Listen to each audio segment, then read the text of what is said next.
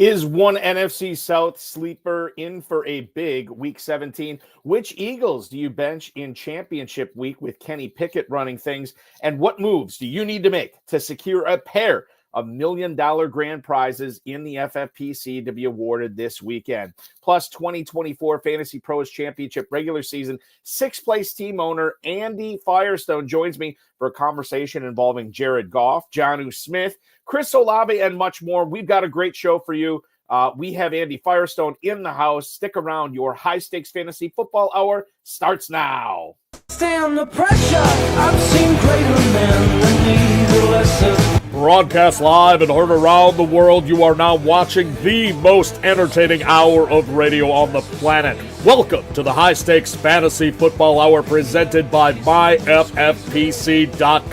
with your hosts Eric Balkman and Ferrell Elliott. The High Stakes Fantasy Football Hour is your home for analysis from the best players in the world. And now, because no one else was available, here are Eric Balkman and Ferrell Elliott. Solace in the scripture. Are we not all our father's sons? I became a man, nobody ever told me what a man was.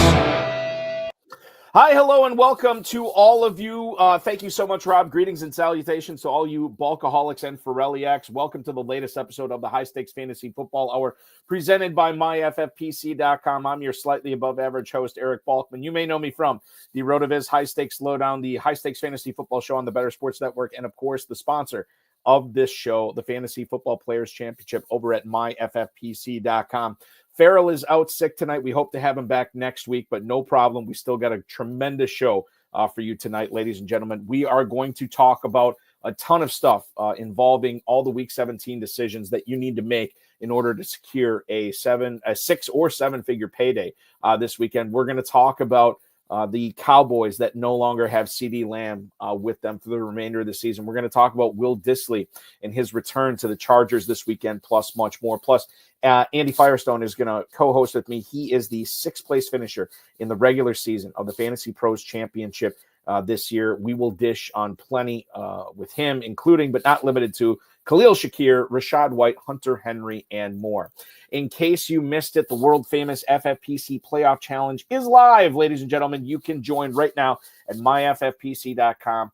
2 great contests with the exact same format. No draft, no salary cap. Just choose the 12 players that you want and watch them ride throughout the playoffs. You don't have to modify your roster throughout the playoffs. Once you set it, you forget it until you win that big $100,000 or $500,000 grand prize. $200 or $35 to enter. Remember, this year, the NFL playoffs start at 1 o'clock on Wild Card Saturday as opposed to 4:30. So for those of you latecomers, don't miss out. Register now. Build those teams Saturday morning because you will not have the opportunity to do so Saturday afternoon. That's at myffpc.com for the world-famous playoff challenge. And while you're there, play the weekly challenge. The weekly challenge is live right now. 10 or 12 players available in your lineups, depending upon if you want to play with kickers and defenses or not. Remember, only 1 player per NFL team. Enter for as little as $35. Win up to $2,500 in 10, 30, and 100 team contests. Go to myffpc.com, myffpc.com to sign up, play now, and make Week 17 a winner for you, regardless of if you're in the championship round or not. Remember to like this video, subscribe to the channel, comment on the video, share it with your friends, share it with your enemies, and get notified each and every time we go live tonight. Shout out to James Hicks, who's in the house. Oinker is also here right now. There he is. He's excited for the championship round as well. Oinkers are going off tonight, as Tom Smith posted in the YouTube chat. Let's bring in tonight's guest co-host. He finished in 6th place overall over thousands of other teams in the Fantasy Pros Championship regular season. He only played 1 team and had finished 6th overall in the regular season. Pretty impressive stuff. He's going to join me tonight to tell us how he pulled that off, as well as everything you need to know before you set your lineups for championship weekend in the FFPC. Please welcome onto the show, Mr. Andy Firestone. Andy, welcome in, man. Good evening. How are you? Doing great. Thanks for having me. It's as exciting to have you on for sure. 1 team in the Fantasy Pros Championship. What was it like seeing it climb all the way up to 6th place overall in the regular season, man? Well, I do this with my son, so it's a family thing, and that makes it special. You know, we draft together and we fab together, and we've been doing it for about 10 years. It's a lot of fun. Was this the best that you have gotten that team? Is that the highest you've ever gotten the team up there? Yes. I mean, Okay. once before we won a league championship, but this is the best. And what's really cool about it is we played our drafted team basically all the way. Oh, really? So you didn't make a whole lot of moves on the roster this year, too. It's a testament to the process and the folks that I follow actually during the summer. And of course to luck and to injuries. Well, now we lost Chris Godwin, had to replace him. We lost the kicker Butker for a few weeks, but everybody else was healthy and getting it done. And I think that's kind of what you need. I mean, you do need a little bit of luck to go your way, and certainly to finish 6th overall is definitely impressive. And I wish you nothing but the best the rest of the way going forward. I want to, by the way, coming up on tonight's show, we're gonna Andy and I are gonna sit and talk about his takes on a lot of the players that he has on his teams and some that are not on his teams this year. We'll get into the fantasy flash a little bit later on in the program. We're going to talk about everything you need to know for winning $1 million, and then we'll answer your fantasy feedback questions before we bid you adieu and let you enjoy championship weekend. Andy, let's kick things off tonight. Tell the viewers, when you are not playing fantasy football with your son, what are you doing for a living? Well, I am retired. Congratulations. Thank you. I've been retired about 6 years. So I play golf and I play with my grandkids. That's not a bad way to do it. And number 7's coming in about 2 weeks. Wow. Congratulations again. That's fantastic. So a lot of golf, which is fun. And obviously you have time to tinker with your lineups, but it doesn't sound like you had to tinker much with it this year, given that you're, deciding on the same players each and every week by and large, who's starting and who's being benched. It's been it's just a magical ride, when you have players on your bench. I mean, for example, I benched Jared Goff the last 2 weeks during the championship playoffs, and I lost 11 points because I had to play my other quarterback, Lamar. we one of the Ferrell and I had this conversation last week on the show where I told everybody a couple of weeks ago to play Jared Goff over Jaden Daniels. And that was, I actually was faced with that same lineup decision in one of my leagues. And I think with about an hour to go before kickoff, I put Daniels in over Goff.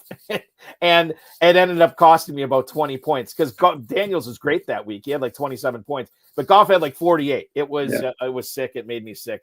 But it's just one of those things. When your option scores 40 something and the other one scores 27 doesn't sound too good. No, it sounds awful, and it's still 27, which is crazy. Let's talk about another quarterback here to lead things off. Anthony Richardson, the latest we got from him or about him was about 8 hours ago. Mike Chappell, who covers the Colts, said Shane Steichen told him they're going to see how the next 48 hours to go when he was asked about the availability for Richardson this week against the Giants, which is a really good matchup for the Colts. How confident are you, whether Richardson plays or whether it's Joe Flacco, how confident are you in a good week for Josh Downs coming up this weekend? It's interesting because we selected Downs with the 11th round pick, and really couldn't use him this year. We just couldn't find a spot for him. He came back slow, and then he did great. And when he did great, he did it with Flacco. Mm-hmm. So, in the 5 games he played with Flacco, he was like 49 targets, 37 catches, 300 and something yards. So the temptation is if Flacco's going to play and you're likely to get more than 15 passes, whatever it is that Richardson usually gives you. But do they want to protect and just let JT run wild like he did last week? Mm-hmm. And you don't get as many chances as maybe some of your other options on your roster, right? Right. What does your gut tell you about which quarterback is going to be out there for Indy? Oh, I don't. They've got to win this game, right? Unless, see, the thing is, Denver plays tomorrow, right? So yeah. So if Denver wins tomorrow, what do the Colts and the Dolphins do on Sunday? You don't really know on Friday night how that's going to play out, right? So Does Flacco have the magic he had last year with the Browns at the end, or do they let Richardson play if he can, because they want to give him as many reps as you can? The Giants have been actually, they're obviously not a good team, but Henry didn't do much against them, and Bijan didn't do much against them. So, will JT? I don't know. Right, and I think that's this has got to be the weirdest Week 17 ever. That at least I can remember, where we have 2 games on Wednesday, 1 game on Thursday, 3 on Saturday, a boatload on Sunday, and then you still have another one on Monday. And given the playoff implications for all these teams, it's going to affect the decisions that these teams make with their players, their injured players, or whether they want to trot out their healthy players to get potentially hurt in a meaningless game. I don't know. It's going to be a wild ride trying to set. It already has been a wild ride trying to set lineups this week for sure, especially when you get the Richardson thing thrown in here and then CeeDee Lamb being shut down, which we'll get to in a little bit. It's crazy. One of the guys I love owning Downs. I love watching him play. It's like watching Antonio Brown play. I just hope maybe next year that we can get more consistent play out of him, right? Do you think, because this is interesting, next year it's going to be Richardson at quarterback next year? How do you, is Downs the number one guy? They have Pierce, they have Pittman. Would you be drafting Downs as the number one receiver for Indy next year? I would be drafting him at value. This year was a great value. Will he rise a little bit? There'd probably be some trepidation with the quarterback, but I think you could probably get him as a value next year too. And you got a good deal on him this year because he was coming in with that ankle injury during drafting season. So, yeah, definitely something to keep an eye on for 2025 drafts. Jared Goff, we know, is going to be playing this Sunday, because the Lions are still trying to secure that number 1 seed in a dogfight with both the Vikings and the Eagles. What kind of production are you expecting from Jared Goff when he travels to Santa Clara to take on the Niners, a team that's not playing for anything right now? And, Goff, we just talked about him. Dude could put up a 40-point game, no problem. What are you thinking he does in Week 17? Because I think there's a lot of people out there, Andy, that are weighing whether to play Goff or another quarterback this week. Obviously, he's been on fire when he plays, when he has only one of the 2 running backs, Gibbs or Monty. Yeah. When he only has one of them, he's been averaging about 300 yards a game. They go out to San Francisco, the very field that they got eliminated on last year. They couldn't go to the Super Bowl because they blew it in the second half. Campbell already said, I'm going guns in there. I'm getting everybody, and we're going to go as hard as we can. And, as a Gibbs owner, I'm certainly hoping that he just throws a bunch over to Gibbs and lets him run it in, But I don't have any. If I had Goff and another guy that wasn't, one of the top 2 or 3 guys, I would have no hesitation of playing him. And in what Vegas thinks is going to be a shootout, the top over under the week, 51 points. Give me that all day. Yeah, and one of the great things about Dan Campbell is he is so transparent. Like, what type of player what type of coach he is, and as a result, what type of players he has on this team. The culture is not going to prevent the Lions from slowing down. It literally, to borrow Robert Saleh, Matt LaFleur thing, it literally is all gas, no break for those guys. And as Tom Smith points out too, that game on Monday night, the Lions are still going to be playing for the number 1 seed, and that might be a must-win game depending upon what happens with Philly and depending upon what happens with Minnesota this week too. So yeah, wheels up for Jared Goff. I might be breaking ties in favor of putting him in my lineup this week. One of the guys that has really come on this season, and a player that I think was pretty much drafted in all leagues, and at least in the FFPC, probably picked up off of some waiver wires, is Jonnu Smith. Is there any reason to think, Andy, that he is not going to continue this tear that he has been on? And people say, well, Balky, what kind of tear are you talking about? Wasn't it just a few weeks ago that Jonnu Smith had a 0, and then he needed overtime to put up numbers in that game? Well, yeah, that's true, but 6 for 62, 9 for 48, 3 for 44, 10 for 113, 9 for 87, 6 for 101. That is in his last 6 games. He's been unbelievable. He gets the Browns defense, which on paper you would think is not a great matchup, but Cleveland's defense just has not been great the last 3 or 4 weeks, kind of been underperforming. Are you seeing any reason that Jonnu Smith is not a top 5 tight end again this week? Well, first I'll say as a 13th round selection of ours, we're very happy that he's doing great because we thought he would really fit in nicely here. And of course, when Tua was out, that wasn't so nice, but still he's done very well. Cleveland, from what I looked up, their yak that they've given up against anybody who's caught a ball 10 yards or in is the worst in the league.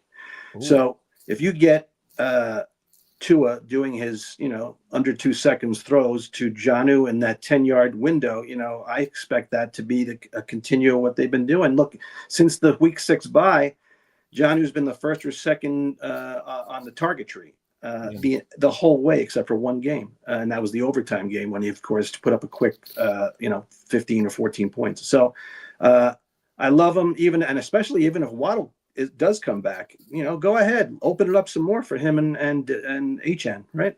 That's the plan, right? Can I ask you this? 13th round pick, Andy, what was it about Jonnu Smith that you and your son were like, okay, this is a guy that we got to have on our team right here? I liked what when he's given the chance over the last 2 or 3 years, he's been able to hit it and use his speed and his athleticism to really hit those catches and go, and I thought that McDaniel was going to do something with that. That's what I had read anyway. Mm-hmm. I just thought that using the tight end was something that, they've tinkered with, but they couldn't get it done with Gesicki or any of the other guys. So we already had Kelsey. We figured, it was a good guy to get at that point. Of course, I won't mention the 14th round selection was Greg Dulcich. So you nailed one, and then the other one. Okay, well, it leaves something to be desired. But I will say that in regards to Jonnu Smith, one of the things I should have noticed is how Mike McDaniel uses speed in his offense, be it a running back, receiver, tight end, or whatever. And we knew that Jonnu Smith had that. Like, we knew that he was a guy that was among the fastest at his position. And when you combine clearly what Mike McDaniel wants to do and the skill set that Smith had, he should have been higher than an 11th or 13th round pick. One thing in all of our defense is that we didn't know how awful their running game is going to be. Right, that's true. And to use HN and Smith as pseudo replacements for the running game was something we didn't anticipate, but it's been good for us owners. We got a question in the YouTube chat right now from Iron Daddy Andy. He wants to know this. Who do you think leads the Saints backfield this week if you have to start Miller or Mims? Jordan Mims, a 45% snap count this past week. Kendre Miller was 39%. Now, he said that could have been game script. And if you look, I don't know what I can take away from that Packers-Saints game on Monday Night Football because it was just so dominant in one direction for Green Bay. First shutout of the season. Obviously, when you're down as much as the Saints were in that game, it's really difficult to get your ground game going. Jordan Mims, 4 carries, 16 yards. Kendre Miller, 8 for 15. Miller did have a couple of catches. Mims caught 5 balls in this game. I personally, Iron Daddy, would want to stay away from this running game, especially in championship week. I'm hoping you have a better option. If you don't, though, Andy, what's the correct play here? Is it Miller or is it Mims for the Saints this week? Well, I think they want to see more of Miller before the year ends. I don't know if they want to see that much about Mims, so I don't really think it matters to the wins and losses column, but it certainly matters to the time evaluation as to who they think is going to be around for next year, right? Yeah, and Miller has been, we were talking, how did you feel about Miller coming into the season when you were drafting? Well, we drafted Alvin in the 4th round, and we didn't remember back then it was all about Dennis Allen and the doghouse and all that. Right, yeah. So he started the year on IR for about 4 weeks. Mm-hmm. Then he came back. He looked at Dennis Allen the wrong way and went back on IR for another 4 weeks, something like that. Yeah. So we wasn't much to think about with Kendre Miller for a while. Meanwhile, Alvin was having a career year, and so unfortunately he's gotten hurt at the end here. And for their sake, for the Saints, they get to look at some more talent. I think to your point, I think if you're in evaluation mode, and I don't know if Darren Rizzi if he needs to win these last two games in order for him to, be considered as the potential, permanent hire rather than the interim guy. So Miller would make perfect sense to a guy that you drafted with decent amount of draft capital, a guy who certainly had the collegiate pedigree. I think that's who I would be leaning towards here. But once again, I'm going to tell you this, Iron Daddy, stay away, run far away from that New Orleans ground game. I foresee nothing but messiness there. And I don't think, even though it's the Raiders, I don't think they're helping you win anything this week. Speaking of the Raiders, Chris Olave got in a full practice this week for the Saints. Would you be playing him if you still kept him on your roster this whole time? Would you be flexing him out this week if he is indeed active for this Raiders game for the Saints? Well, we're talking to Fantasy Championship teams, team owners. That's really who's listening right now. And so if you've gotten this far, you've gotten there without Chris Olave for the most part. You've got other options. I don't see any scenario where you would want to put him in, even if Drew Brees came back. Yes. Yeah, even if Brees comes back, Olave is probably still a sit this week. I think you look at that game as being kind of an outlier type thing. Like, I don't know what to expect at all. I feel pretty good about Brock Bowers. I feel pretty good about Jacoby Myers, and even that, I guess, gets a little bit dicey. But I mean, outside of that, I don't know. This could be not like a 6-3 game that we saw from Seattle and Chicago, but could be a super low scoring game. I really don't know what to expect. And with everything on the line, hopefully you do have better options. To your point, Andy, if you are playing for a championship this week, certainly you got there not because of Chris Olave. So let those other guys still play this week, unless you're in a really bad spot like Iron Daddy is with his Saints running backs right now. Let's talk about CeeDee Lamb. He is on the shelf for the rest of the season, Andy. This is a guy that, by and large, I think we look at it, we're disappointed by Lamb. He's still got over 100 catches, over 1,100 yards, almost 1,200 yards. He gets into the end zone a half dozen times as well. And he'll be in the conversation for a top 3 overall pick again next year. But he is not going to be helping anybody in Week 17. Are there any beneficiaries on this team, be it Brandon Cooks, be it Jalen Tolbert, or perhaps Jake Ferguson, that you think all of a sudden become either must starts or flexes without that target hog and CeeDee Lamb in the lineup? Well, they finished with Philly. They finished with Washington. Mm-hmm. So the way I see the Philadelphia game without Jalen Hurts is I see a lot of clock eating and running by Barkley and Gainwell and limiting Kenny Pickett's effect on the game. So with a limited amount of minutes at your disposal and Cooper Rush, and they've been wanting to do the Rico Dowdle thing for a while, what's left is a bunch of wide receivers who don't have any more than 3 or maybe 4 catches in a game the entire year. Everybody else, that's not CeeDee Lamb. So do we expect them to be the air to be filled with footballs to any of these guys? I don't see it, but picking one of them, Tolbert or Brooks or Turpin or any of those guys, it's above my pay grade to figure out which one. I think the easiest or the obvious thing here is you're breaking ties in favor of Ferguson, right? Especially with tight end premium scoring like that. That's the guy I'd be sure that I'm starting this week. Because if it is going to be a lot of clock eating, and I happen to agree with you, the total in this game is 38. So Vegas is not seeing an explosion of points here.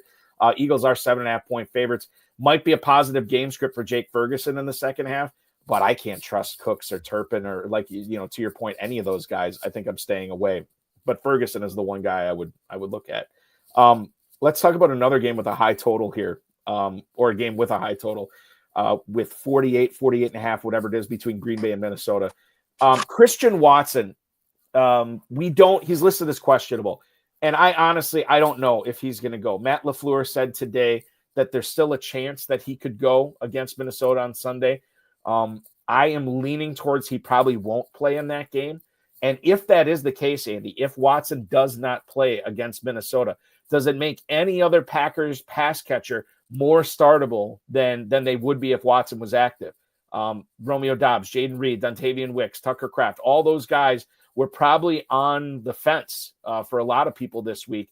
Is there any of those players that you would tip the scales in favor of getting them into your lineup if Watson is inactive?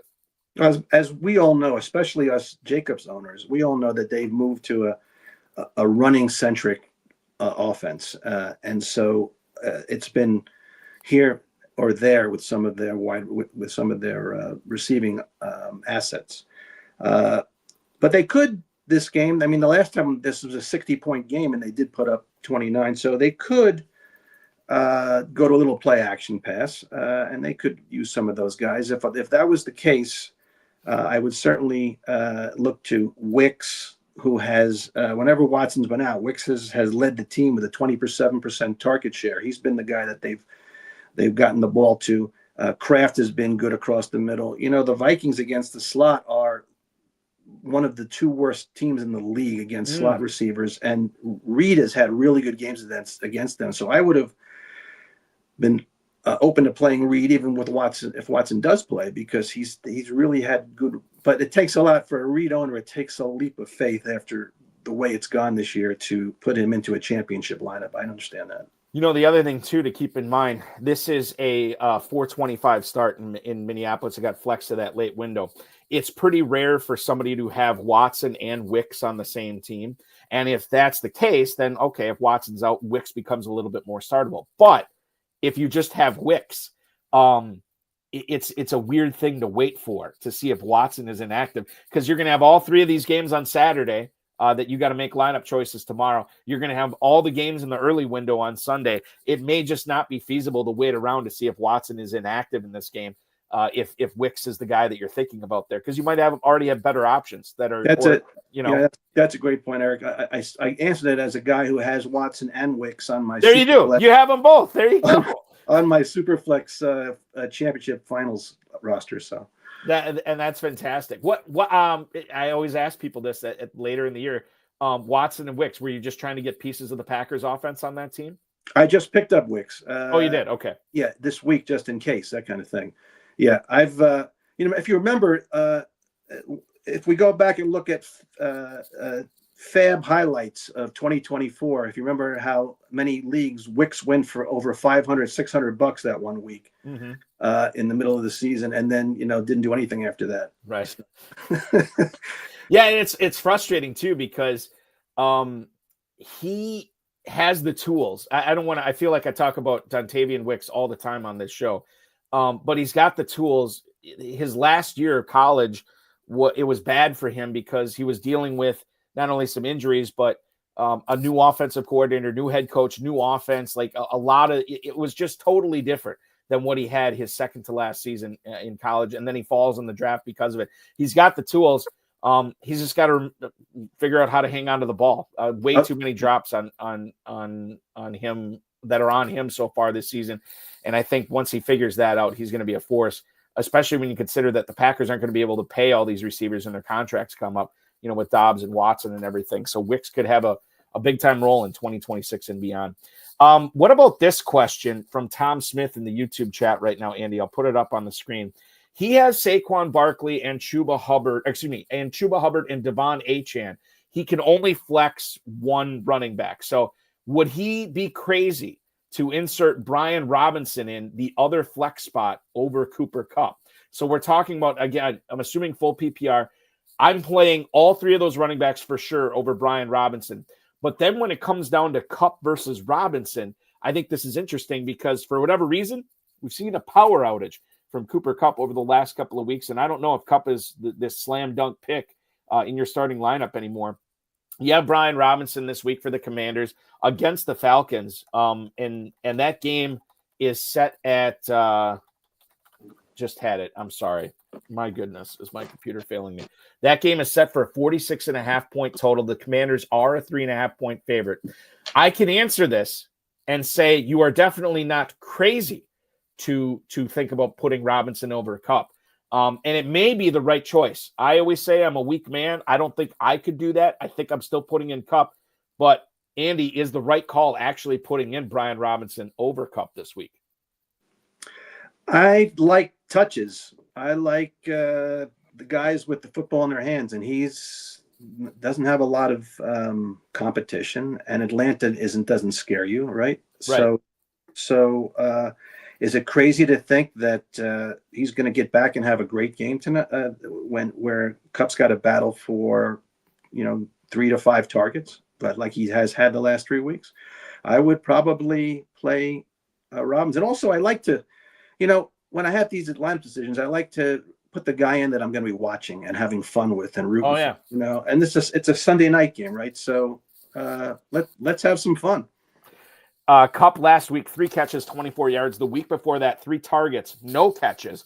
He did go 5 for 92 and a touchdown against the Bills. But bear in mind, the week before that in New Orleans, 3 catches for 17 yards. So 3 out of his last 4 games have been clunkers. This game for the Rams is going to be a total of 47.5, and the Rams are 6.5 point favorites. This could be a big time Kyron Williams game. I think you've talked me into it. I shouldn't say that. I think that Brian Robinson over Cup is definitely something that's not crazy, and I would be considering for sure when you consider the game script that is facing the Commanders and the potential output that Brian Robinson could have with maybe a multi-touchdown game there too when we analyze that. So there you go. That will hopefully answer your question. Roderick Dobson, let's do this one. Balky, what do you think about Demarcus Robinson this week? Is he over his injury now? I do not think much of Demarcus Robinson this week. Again, with the fantasy playoffs, I hope you have a better option than Demarcus Robinson. I'm not seeing much fantasy goodness here, Andy, from Robinson against the Cardinals. Are you? You said what I was going to say. There you go. Will Dissly is returning to the Los Angeles Chargers lineup this week. He missed about a month, roughly. In that time, we have seen the rise of Stone Smart. We have seen the return of Hayden Hurst as well. Will Dissly has not played since week 14, so a little bit less than a month he missed. We remember what he was able to do with the 8 for 81 against Arizona, the 4 for 80 and a touchdown against the Bengals, the 4 for 47 against the Ravens. However, his last 2 games before he got hurt, 1 target against the Falcons, does not catch any passes. Kansas City, he catches 2 passes before he goes down for 19 yards. How should we be treating Will Dissly now that he's back? Is he still a guy that we got to keep on our bench here at New England? Or is there something that we can harvest here as one of our flexes in the FFPC because of the tight end premium format? Well, I'm kind of looking right now. I see against New England, I see Trey McBride and Jonnu and nobody else this entire year. Tyler Conklin, week 3.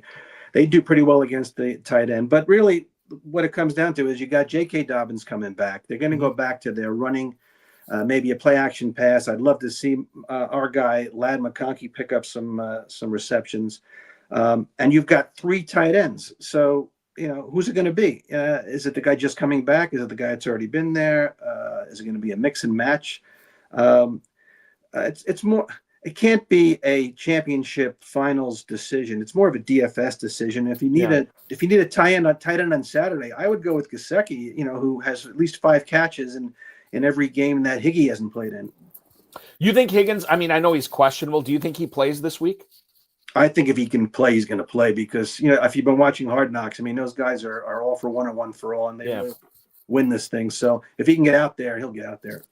Let's go to a couple of emails here for you, Andy. John in Claremont, Illinois. Is the Niners running back situation one to avoid for fantasy this week? Thanks, Andy. That is John in Claremont, Illinois. John, we thank you for your email this week. I think that we have to look. I mean, it's Patrick Taylor and it's Isaac Guerendo. I mean, we don't even know who's going to be playing, and we don't know the health exactly of Guerendo right now. But I think we have to at least do our due diligence here, given the high point total of this game. And these guys are probably not rushing for 100 yards against Detroit, but they might be catching some passes in the second half from Brock Purdy. So let's analyze this. Guerendo v. Taylor, who do you like better? And then number 2, Andy, does it even matter? Would you be looking at starting either one of these guys as a flex if you have them on your team to try to get maybe a 15-point game from one of these guys? This is a good time to talk about the fact that we never talk about offensive lines. No one really ever talks about Not that. enough, yeah. You listen on the radio all day, every day. No one's really. It's like trading baseball cards. It's just names and sometimes. Right. So, 49ers haven't done anything since Trent Williams is out. And I know the left tackle doesn't really do a lot in terms of running necessarily, but that whole line is just a bit of a problem. I was a stay away from Taylor big time last week. Now Garindo's coming back. He's shown that he's pretty good. It's a high point total. If you have to play him, you play him if you don't have any other options. But I think they've seen enough of Taylor. Yeah, and Taylor, low ceiling guy, right?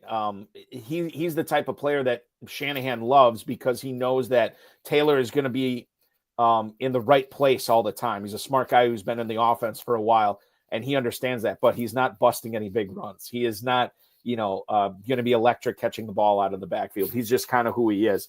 I'm with you, actually. I think Garindo is the guy here, but I'm not targeting him. I'm not trying to figure out a way to wedge him into my lineup. I'd much rather have my bad lineup or team building make the choice for me where I have to play Garindo. Hopefully my team is good enough where don't even have to consider it. Remember the narrative on Taylor just a few weeks ago was he's never had more than 11 carries in a game, and he still doesn't. And he still doesn't. That's true. That's right.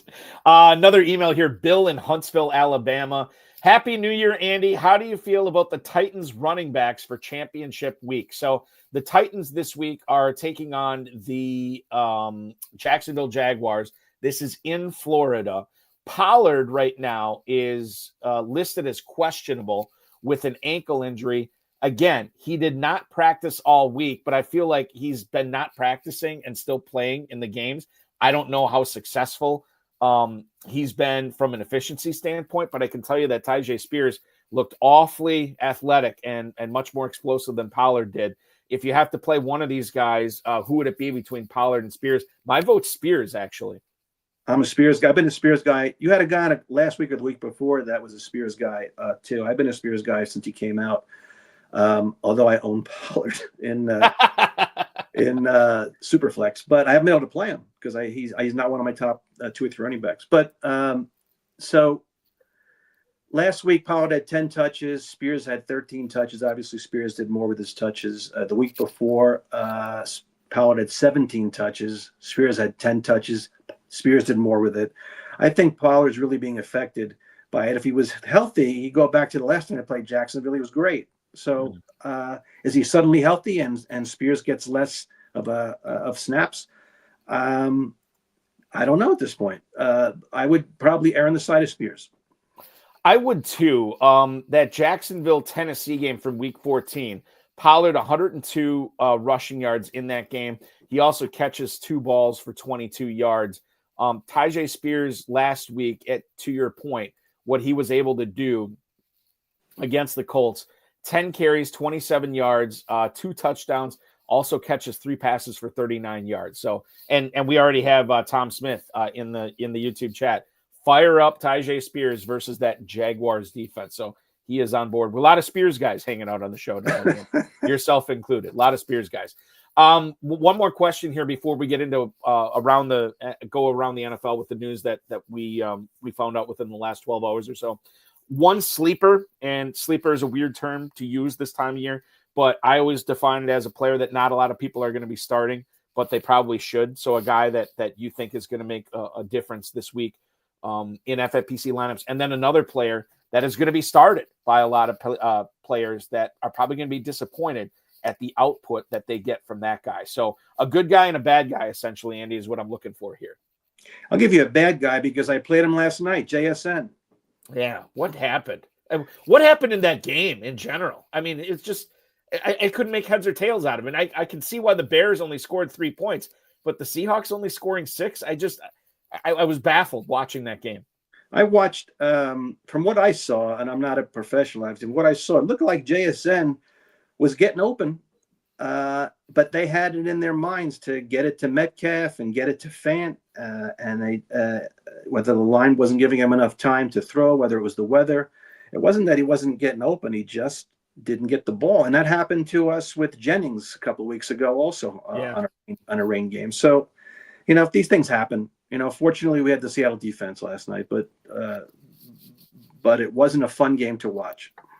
I totally agree with you there. And certainly JSN, if you sat him this past week, last night, you're definitely happy. Is there any a sleeper for you that you would actually say, hey, make sure you're taking a good, long, hard look at this guy before you set your lineup? Well, I don't know how to say it, but Olamaitis Zacchaeus. Sure.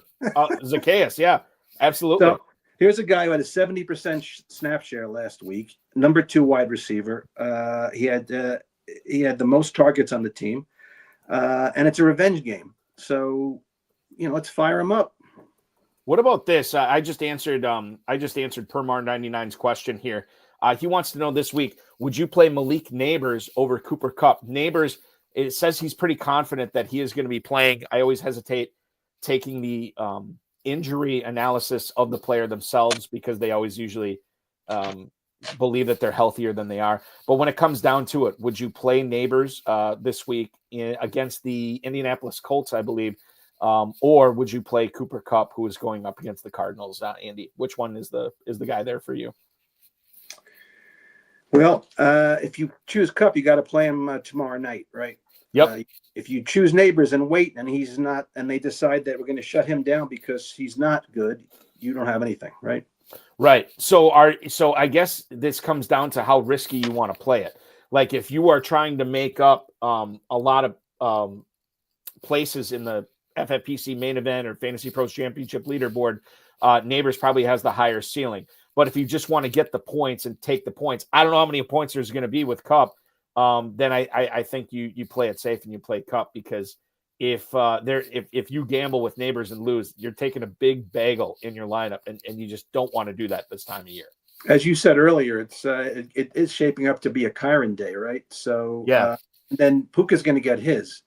So it's kind of the same answer we had before. If you do want to play Kupp, you're safer. But Neighbors has been hobbling along for weeks with 6 catches, 8 catches, 5 catches, 10 catches, 7 catches. You're going to get PPR, and you're going to move up if that's the game, right? If he plays. If he plays. And Permar saying that Neighbors is moving around pretty good today. So, and I have him in a few leagues. I'm playing Neighbors. I feel pretty good that he is going to be playing this week, as well, as he is 9 catches away from the rookie record as well. What about this from Lucero? He has to bench one of these players this week: Jacoby Myers, Deebo Samuel, or Jalen McMillan. So if you could only play 2 of those guys, who ends up being on the bench for you? Is it Deebo Samuel against the Lions? Is it Jalen McMillan at home against the Panthers? Or is it Jacoby Myers, who is taking on the New Orleans Saints in the Big Easy? We have to bench one of these guys, Andy. Yeah, if you had I cheated on the disappoint on the bad before when I said JSN because it already happened. But my real pick was Myers. So Myers has single-handedly cost me a couple of huge parlays. So I'm happy to bench him. It's a vindictive bench. It's a vindictive benching from Andy Firestone here. But beside the vindictive bench, Debo's got a good quarterback. McMillan's got a good quarterback. Myers does not have a good quarterback. It's kind of the tiebreaker for me. And think of the total in that Niners game too, and a positive game script for Samuel and McMillan. And we'll get to McMillan in a little bit, but he's another guy that could be a big beneficiary of one of the big targets for Tampa being out this week as well. So we're benching Jacoby Myers there. I have no problem with that. Permar 99 also has this defense question, and I actually am facing this in one of my leagues. I have both these guys both these defenses in one league. Are we all good with the Indianapolis Colts defense over the Miami defense this week? The Colts obviously in New York taking on the Giants. The Dolphins also on the road, but they're taking on the fighting Dorian Thompson-Robinsons of the Cleveland Browns. So which one would we be? Which one should we be starting this week? They're both excellent choices, Andy. This is a fun question because in my Superflex finals, which has a top prize of $2,000, I picked up Indianapolis and my opponent picked up Miami. So My answer is Indianapolis. So Indianapolis, go Colts. And you know what? Kidding aside, that's who I would pick as well. I picked up the Dolphins in a ton of leagues this week. I think I did snare the Colts in one or two leagues, but if I had my druthers, I would be playing the Colts over the Dolphins. That's the way I have it lined up in the league. I have both of them in. All they have to do is do what Atlanta did last week. No problem. Right, exactly. Yes, exactly. Let's get into the fantasy flash here as we do have some time left in the show. We talked about the Colts. I'll skip over that. I do want to bring up the McMillan aspect. Adam Schefter is reporting that Cade Otton is not going to play against Carolina this week because of a knee injury. And Sterling Shepard, also with multiple injuries, is going to miss this game against Carolina. So the Buccaneers are trying to keep their playoff hopes alive. They need to win this game. And with no Ott and no Shepard, you would think this is going to mean big things for Jalen McMillan. Now, Payne Durham caught 5 catches for he had 5 catches, for 29 yards at tight end. But I don't think that he's a player that I'm worried about, A, starting, or B, affecting Jalen McMillan at all. What's your take on McMillan this week? Is he a sneaky flex, knowing that Otton and Shepard are missing? This is a good matchup, and it's a game the Bucs have to have. He's certainly a sneaky flex. I've been playing him in DFS the last 2-3 weeks, and it's been profitable. He's got 4, 5, and 5 catches the last 3 weeks, regardless of Otton or any of the other thing going on. I'm anticipating that Bryce Young and folks are going to make this a competitive game, and they're going to have to keep tossing it. I worry about Rashad White, who led the team in targets last week, but I still think McMillan can easily get his 5 catches, and at least he scored a touchdown in 3 straight games. Mm-hmm. So you shouldn't be afraid of Mayfield and McMillan for sure. McMillan's a guy that I think a lot of best ball guys drafted, and we're very excited about when he scored week 1 and then proceeded to do very little to nothing the remainder of the season until he's just gotten on this hot streak the last month or so. But yeah, I like McMillan as definitely as a flex this week as well. We get spoiled with rookie wide receivers that come out of the gate and do very well, but most of the time in the past, it's been the track that McMillan's on. Yes, exactly. Where they come on at the end of the rookie year, and then the year 2 is the year that they really take off, or year 3. We've seen that too. We have not talked about Kenny Pickett and the Eagles yet. Nick Sirianni said it's going to be tough for Hurts to make it this week. He may have even been ruled out at this point. I don't know. But Kenny Pickett will be starting against the Cowboys. The total is something we talked about earlier in the show. Very low total in this game, 38. 7.5-point favorites are the Eagles. So this is a game where I think you still have to start A.J. Brown. But Devonta Smith, I don't know. Because I think this could be a Barkley game. Brown has that nice floor. So you probably still want to get him in the lineup. But I think Devonta Smith is pretty compelling when you talk about Pickett throwing instead of Hurts this week. Would you be looking at breaking ties against Devonta Smith and keeping him on your bench this week, Andy? If I had an equal or better option, for sure. I just look. Dallas has an implied total of 15 points. This doesn't look to be a competitive game. Do they have to put the ball in the air? It's how many touchdowns do we expect to be scored in this game by Philadelphia that aren't on the ground? So if you've got something else where you think you can get the equal number of catches, but maybe you have a better touchdown equity, I would go there. The next city we want to go to here is Miami, and we touched on this earlier in our Jonnu Smith conversation. Mike McDaniel says he's optimistic that Jaden Waddle is going to play against the Browns this week, reporting done by Barry Jackson here. Waddle did not practice on Wednesday. That might have been an estimation. I don't know. He was upgraded to limited on Thursday. I have to look. I did not see the practice report today, and Jimmy Williams is got to be on this in the chat. Maybe the rest of the guys in the chat can tell us what's going on with Jalen Waddle's practice situation today. However, not playing against the Texans. Okay, he put up a 0 that game with the knee injury. 50-plus yards in each of the last 3 games besides that, and he was top 12 in PPR leagues over that span. If he is active against the Browns defense, which has not been great, we're starting Waddle, right? We have to play him because of the upside even though he's coming off this injury, it's hard for me to bench him. I see that. I just don't I personally haven't paid a lot of attention to Waddle because I just keep rooting for Jonnu to gobble up all the action. But given his performance, he had two great games, the Jets and the Patriots. Mm-hmm. And other than that, he has not. He's been like 50 yards or less. So they and those were at home, those games. So now they go on the road, I think, to Cleveland. If Denver wins tomorrow, they don't really have to play him, right? Because they're eliminated. So again, it's those decisions around what do teams have to play for and what do they want to see, right? In New Orleans, maybe they want to see Kendre Miller because why not, right? In Miami, do they push Waddle? In New York, do they push Neighbors? We don't know.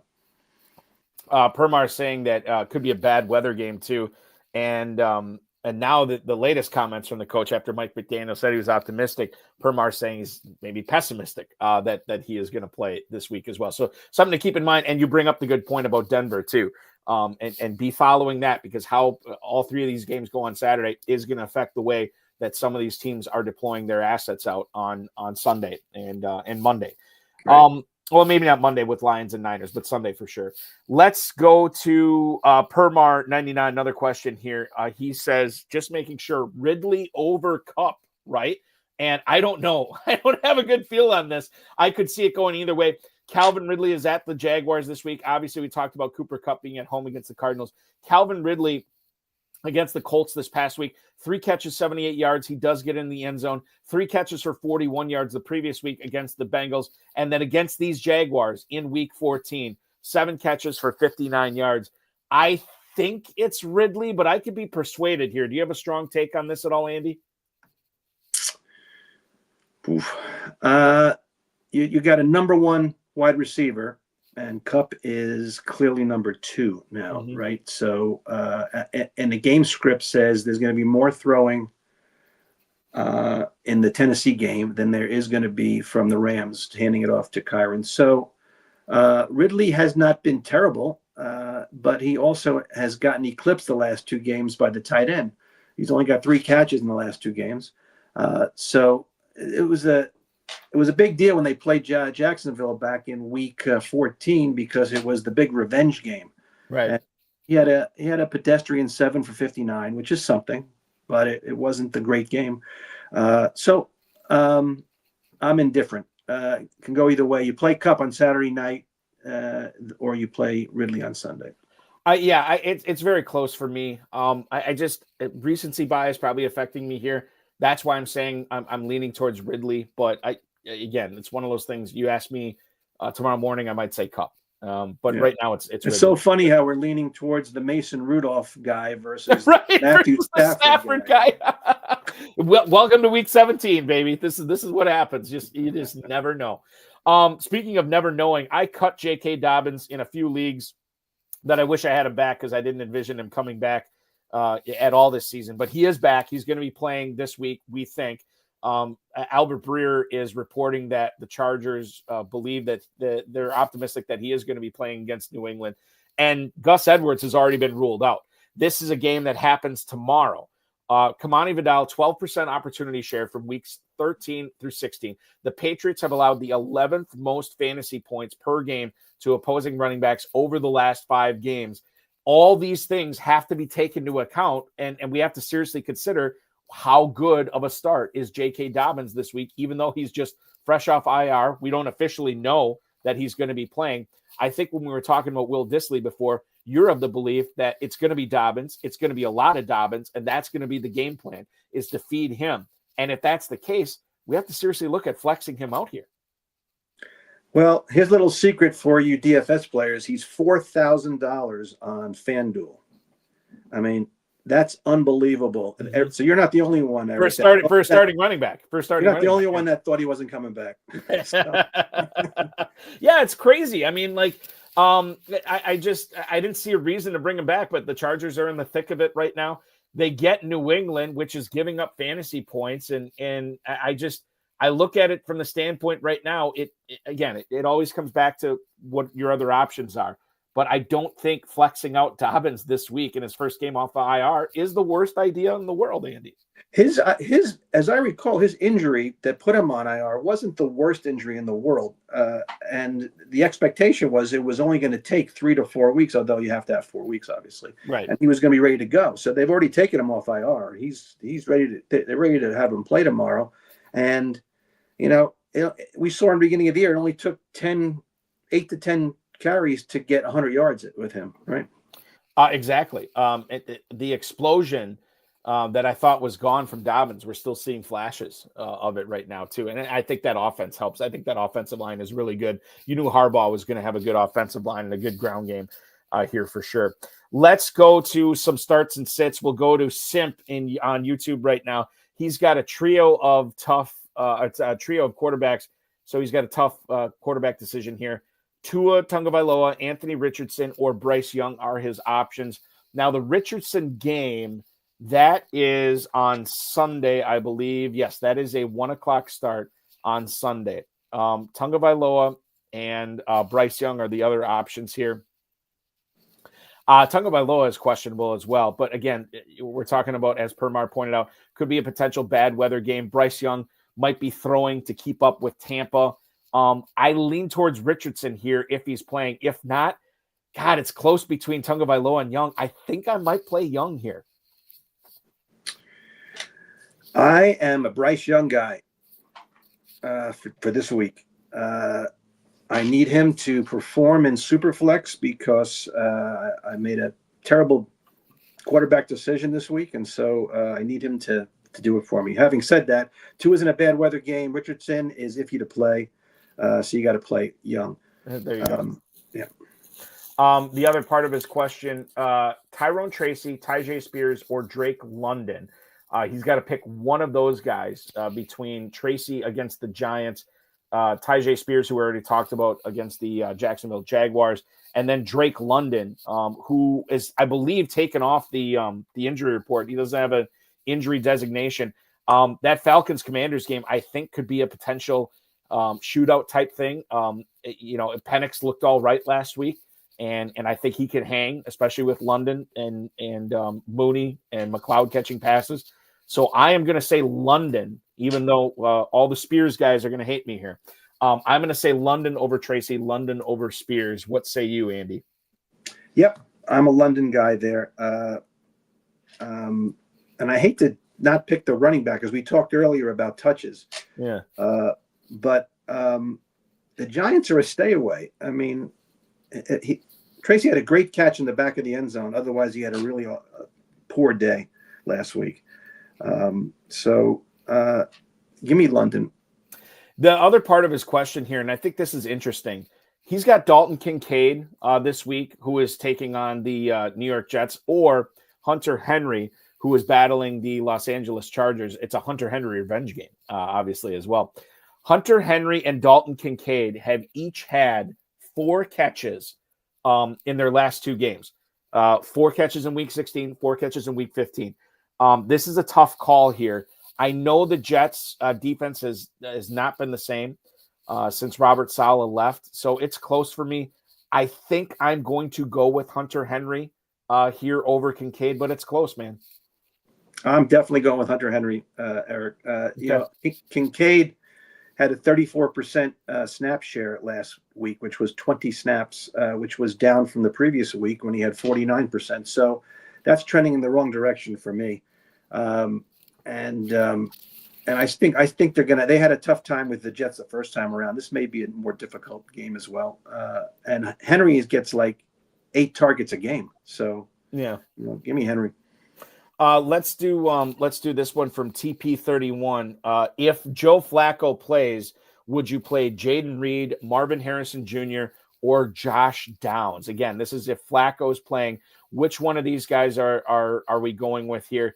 Marvin Harrison Jr. is at the Rams. Jaden Reed is at the Vikings. And then, of course, Josh Downs would be at the Giants. I'm going to let you take the lead on this one, man. This is tough. As I said before, it takes a leap of faith to play Reed, but it all lines up really well for him against the Vikings, who are poor against the slot. Yeah. especially if Watson isn't playing. That's one less mouth to feed, so to speak. And I just don't know that they're going to need. I love Downs, as I said before, but I just don't know what to expect there against this Giant team. They may not have a lot to play for again if Denver wins, right? Right. Exactly. Let's go rapid fire on these last 4 emails that I have for starts and sits. Roger in Bethpage, New York. Should I play Bo Nix over Sam Darnold this week? That is the quarterback question that we have coming in from Roger in Bethpage, New York. Thank you, Roger. So Bo Nix tomorrow at the Bengals. The other option that he has is Sam Darnold at home against the Packers. I like Sam. I would be going Darnold over Nix here as well. Tyrone Tracy or Rashad White is the next question on this list for his final FFPC flex spot. This is Max in Minneapolis. Should he be playing Tyrone Tracy against the Colts or Rashad White against the Panthers? I'll bet people don't know they had the same number of snaps last week. I didn't. That's crazy.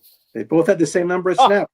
So, and they both had a similar number of yards, and Rashad led the Tampa in targets. So, give me the guy with the better quarterback. Okay. Marvin Harrison, another Marvin Harrison question here that we have from Mike in Celeste, Texas. Is it time to bench Marvin Harrison for Khalil Shakir? Thanks so much. That is Mike in Celeste, Texas. Thank you, Mike. I think you could have made this case for the last couple of weeks. I see Khalil Shakir as the number 1 target for Josh Allen, and I'm kind of out on Marvin Harrison Jr. for the remainder of the season. I'm going to take Shakir over Harrison here. What about you, Andy? Absolutely. I take the number 5 offensive line with Josh Allen against the number 32 offensive line with Kyler Murray anytime. Per 99. MHJ is an auto sit everywhere. There you go. And it's hard to disagree at this point in the season. Right. Final email we have tonight for you, Andy. Howard in Los Angeles. Play Chig Okonkwo over Hunter Henry in Fantasy Pros, guys. That is his question. Thank you so much, Howard. We've been talking about these guys tonight, but we've never talked about them. If you have them both on the same team. I picked up Okonkwo in a couple of leagues where I could this week, where I needed a tight end. So I lean towards Okonkwo here over Hunter Henry. Okonkwo has really been coming on. I think this is a good problem to have, though, between these guys. I agree. I think it's a toss-up. When the day's over, they'll probably end up with the same number of points, right? Bowers had 11 catches on 13 targets last week, right? Now it's Bowers, obviously. Right. Chiggs had 10 and 11 targets the last 2 weeks. But he also was 3 catches for 8 yards against Jacksonville last time. I think that was with Levis. So on the other hand, the Chargers have been really tough against the tight end. Mm-hmm. So, if you're going to go with recency, go with Chig. It's, that's how I picked up Chig as a block. Oh yeah. Nice. Yeah. Always got to do that this time of year as well. So I would play Okonkwo this week if Hunter Henry is your other option, but it's close here. We have had a ton of razor thin, tough start sit questions because all the money is getting awarded this weekend. And part of that money will be going to Andy Firestone, who finished in 6th place overall in the Fantasy Pros Championship regular season. Andy, thank you so much for pinch hitting for Ferrell Elliott tonight. You did a bang up job. Congratulations on all the success you've had already this season. Good luck the rest of the way. And hopefully we can do this again real soon. You were awesome. And I will wish you the happiest of New Year's, my friend. Thanks so much for hopping aboard tonight. Same to you. Enjoyed it. Appreciate it. Thank you, Andy. Andy Firestone, ladies and gentlemen, the 6th place finisher in the Fantasy Pros Championship, joining me tonight on the High Stakes Fantasy Football Hour. We will be back with this show next Friday at 10 p.m. Eastern Time. Ferrell Elliott hopefully will be good enough or healthy enough to rejoin the show. I believe live in Las Vegas next week. So that'll be cool to get Ferrell in for that show. In case you missed the RotoViz High Stakes Slowdown earlier this evening, we had 9-time FFPC Main Event League champ Rob Linkowski on. You can watch that back on the FFPC socials or the RotoViz podcast feed sometime tomorrow. The lowdown will return once again next Friday at 8 p.m. Eastern Time. We're going to do that next Friday, so you're not having to tune in for a live show on New Year's Eve. Thursday night's high stakes fantasy football show on the Better Sports Network with Rotoballer's Ryan Goodman can be rewatched as we took you in deep into the second quarter of that Bears Seahawks game. 2 full hours with Ryan last night was a lot of good stuff, and hopefully we helped you with your Week 17 Championship Week lineup decisions there. The High Stakes Fantasy Football Show returns next Thursday, 7 to 9 p.m. Bob Harris from Football Guys will rejoin the show. Going to be fun to wrap with that guy for 120 minutes. Play the world-famous FFPC Playoff Challenge. 2 great contests, same awesome format. No draft, no salary cap. You're just picking the players that you want, 1 player per team, and watching them ride throughout the duration of the NFL playoffs. Win $500,000 if you want to enter for $200. You can win $100,000 for just $35 as your entry fee. And while you're at myffpc.com, myffpc.com, registering for that, check out the FFPC Weekly Challenge. Same format as the world-famous FFPC Playoff Challenge. Choose 10 or 12 players if you want to play with kickers and defenses and watch them ride through the weekend's games. Only 1 player per team. We're going to have a Saturday challenge that locks at 1 p.m. tomorrow. We're going to have a Sunday challenge that locks at 1 p.m. on Sunday. 10, 30, and 100-team contest, classic or slim format. Just go to myffpc.com. Enter for as little as $35. Win up to $2,500. As a reminder, remember to like this video, subscribe to the channel, comment on it, share it with your friends, share it with your enemies, and get notified each and every time we go live, which will be this coming Thursday with Bob Harris on the High Stakes Fantasy Football Show on the Better Sports Network. That is going to do it, ladies and gentlemen, for Andy Firestone. I am Eric Balkman. This has been the High Stakes Fantasy Football Hour. Thanks so much for watching. Your weekend officially starts now.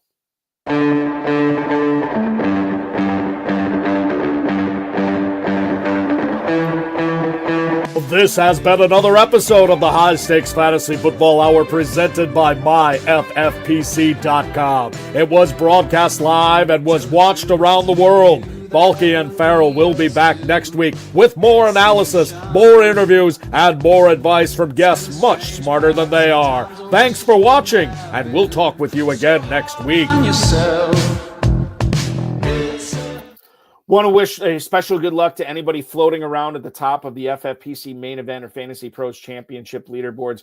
Good luck to you. Hopefully the ball bounces your way this week. We're going to be crowning 2 separate $1 million winners after that Lions-Niners game on Monday Night Football. So with that, I will wish you good luck, and hopefully all your dreams come true. Oinker says the same thing.